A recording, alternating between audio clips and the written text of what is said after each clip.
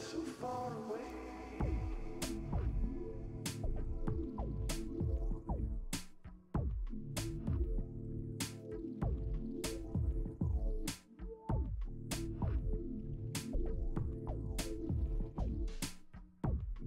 I started writing when I was 8, and I just came up one day and I told my parents that I was going to be a writer and they were going to have to get used to it. I was here on earth to be a mystic writer, and they said, probably you should be a lawyer.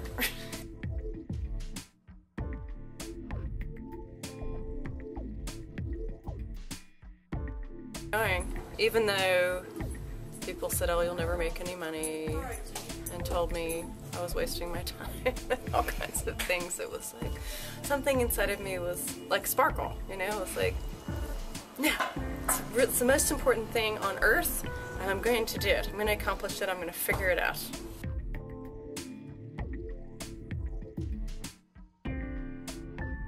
Even while I was doing my master's and my doctorate, I worked as an editor on magazines. I published some poetry, the poetry that I had written in magazines, and then worked as an editor.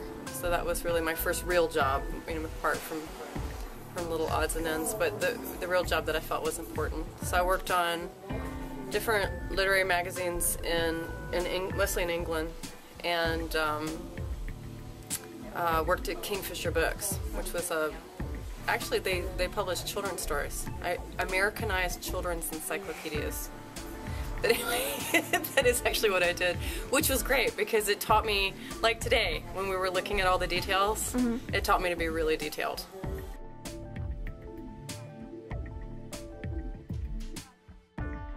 I went and got as educated as I possibly could, and every time I went for a degree, the red carpet rolled out for me.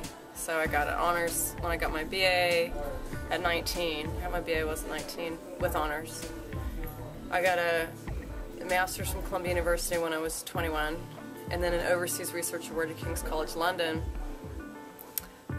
Paid nothing for the doctorate. It was amazing.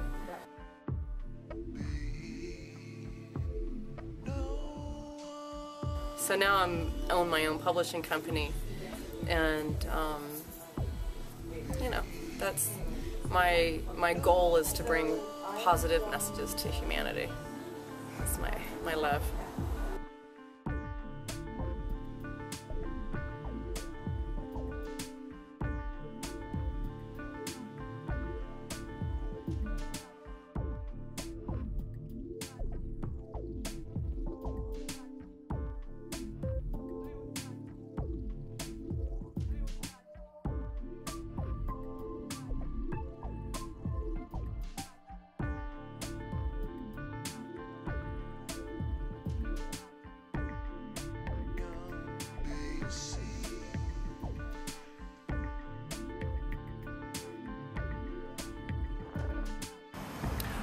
Well, ever since I was a little teeny tiny little person, probably 3 years old, I wanted to illustrate books. So I would read books and then I would make up my own drawings.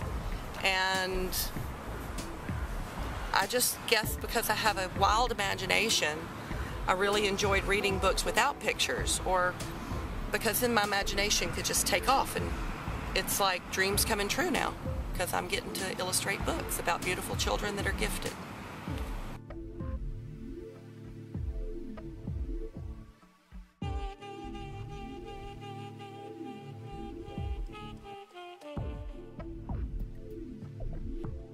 Well, I've been in Santa Barbara for 9 years.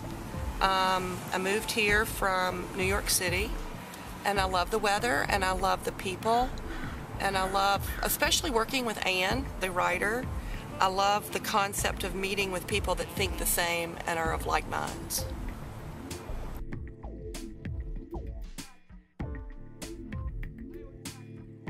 Well, my first job, I worked for my father, and he's an architect.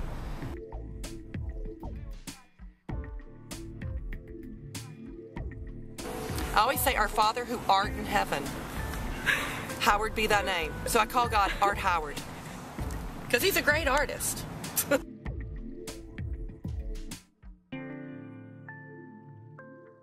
My current job right now is I'm working with Ayn full-time, creating a series of books for Indigo Kids. And my schedule is I wake up every morning and I color all day. And then when I can't see anymore, I put the colors away. And I go for walks, and I gather the things that I'm going to draw. And I'm one of the only artists actually in Santa Barbara that draws from life. I actually draw from life.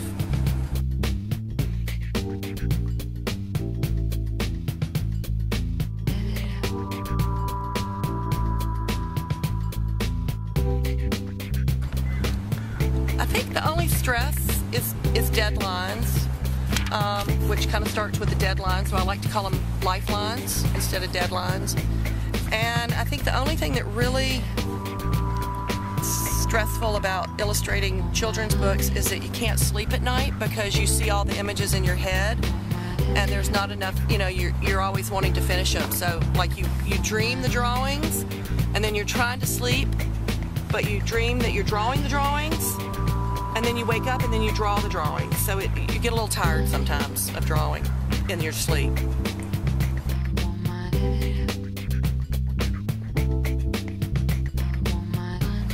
I love just being creative and using my imagination and just letting it go wild, and I just love sharing the message that Ayn is sharing. So I think knowing that I'm giving a good message is probably the most enjoyable part of it. I have to tell you, being an illustrator of children's books, there's not really anything that difficult about them. But then again, I love drawing. So I think no, I don't think there's anything difficult. At least not for me. Oh, keeping the wrinkles out of the pages. And not letting my nose drip on them when I have a cold. I wanted to be a go-go dancer. Then it was the 60s. I wanted to be an illustrator. I wanted to be an artist. I always wanted to be an artist. So I feel really lucky that very few people actually have a dream and they get to live it. And I always wanted to be an artist.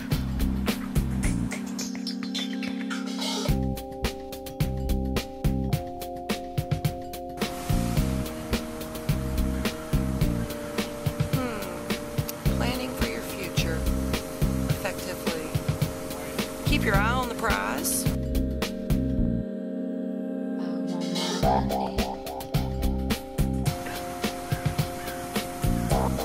Remember that your words always have strength, and whatever you wish for, you're going to get.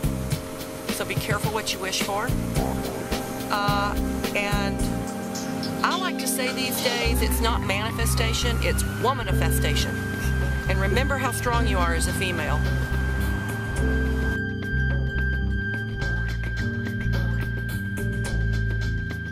You need to be clear and state exactly what you mean, and don't leave anything to be